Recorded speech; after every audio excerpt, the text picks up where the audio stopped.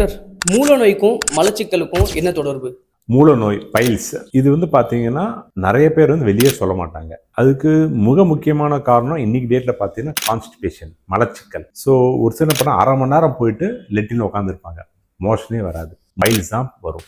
ஏன்னு கேட்டிங்கன்னா constipation avoid பண்ணுறதுக்கு மெயின் பார்த்தீங்கன்னா நிறைய நீர்ச்சத்து மிக்க ஃப்ரூட்ஸ், வெஜிடபிள்ஸ் நிறைய சாப்பிடணும், ப்ளஸ் நிறைய தண்ணி குடிக்கணும். அப்படி சாப்பிடாத பட்சத்தில் பார்த்தீங்கன்னா மலச்சிக்கல் ஏற்படும்.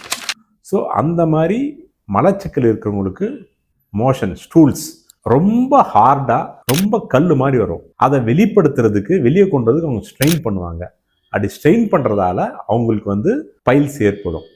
ஸோ நீங்கள் பைல்ஸ் அவாய்ட் பண்ணணும்னு நினச்சிங்கன்னா நார்ச்சத்து மிக்க உணவு நிறைய சாப்பிடுங்க, நிறைய தண்ணி குடிங்க, ஃப்ரூட்ஸ், வெஜிடபிள்ஸ் நிறையா சாப்பிடுங்க.